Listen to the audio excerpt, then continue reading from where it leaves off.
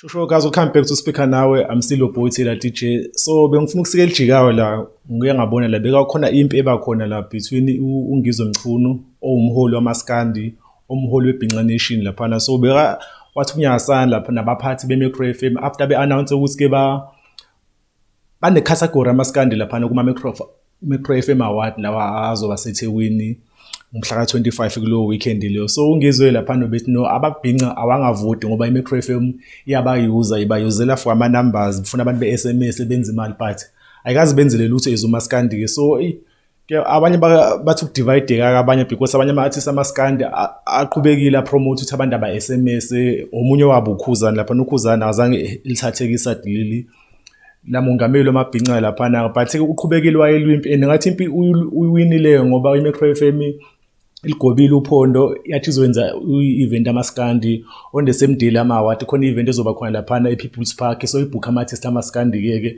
and akhona ama-negotiation ukuthi iMicro FM ithi yafuna ukufaka umaskandi ku-playlist. I think umzabala zomkhulu-ke lo owene ichunuke laziwa laphana liphinde lihluphe kakhulu liphinde libhede but hayi I think liluleke laphana-ke nami ngomunye umuntu olisupporta ngempela and lento eyenziwa iMicro FM izothanda ukuthi ifake ihlazo laphana kwiGagasi FM ngoba yilona elisakazele KZN li-commercial radio station but aludlalo umaskandi ku-playlist idlala lezo ngoma nje isuke requestwe abantu. So if iMicro FM iyagoba uphondo ithi izodlala umaskandi ku-level national I think iGagasi kumele lithi kunowamakhwapha laphana ngoba nje nakho ukuthi alinayo show kamaskandi libe lisakazele KZN libe liyibiza nge-sound of KZN kuthanda ukuba ihlazo kakhulu ukuthi nje abanayo show kamaskandi abawenzeli lutho umaskandi in fact ngoba ayikho nane-festival mhlawumbe bayiqhasa amaskandi so nje ibudget yamaskandi iGagasini ayikazi ibe khona-ke. So iMicro FM izokwazi ukuthi ikhiphe imali ibhukhe amabhinqa laphana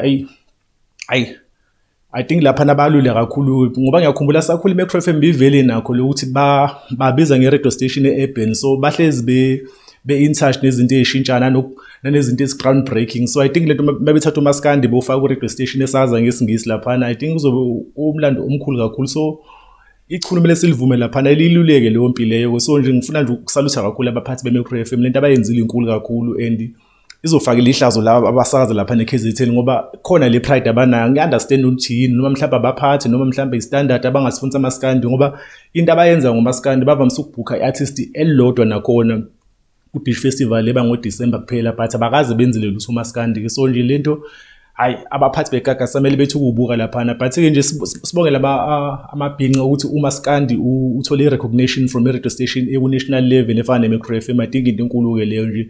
So into ekumele celebrate laphana and naye umchunuke laphana uNgizwe uyakhombisa ngempela ukuthi akasiye ngempela ukuthi umuntu ohlupha kuphela umholi laphana umaskandi uyakwazi ukulandela ama-system nama-structure mase kumele kuliwe nezinto ngoba lezi zinto mase liwa laphana so sekuliwa nabantu kuma-boardroom laphana so sekuphelele ukudlala laphana kuma-social media. So I think nje ichunu laphana hayi libambile i-position laphana akayena umongameli wamaskandi ngegama kuphela nje so bethi hayi no asilivume lapho ngoba into enkulu le kumaskandi-ke. So i-festival le izoba ngomhla ka-25 e-People's Park eMusimabhida. So amabhinqa-ke kumele iphinde eshow i-support ethenga amathikithi laphana so that uMicro FM izobona ukuthi na next time akuthiwa ayabuya ngoba ngangizwe kuthiwa asayine i-contract ka-5 years eDurban ama-Micro FM Award. So mathi na next day ayabuya iphinde ibe khona i-festival efana nale yamaskandi mhlawumbe bephinde benze enkulu kakhulu ngoba hayi sebebonakele ukuthi bayafuna ukugoba uphondo laphana. So nje benginje shout out to ubaba lo uNgizwe Mchunu weBhinqa Nation ne-podcast yakhe laphana iBhinqa Nation laphana yenza kahle kakhulu. So I think nje uMacingwane naye uyapheka kulonyaka so yiva lapho speaker nawe sekhona ku-Twitter ethi speaker nawe sibe khona ku-Facebook speaker nawe sikhona ku-TikTok speaker nawe show away we out.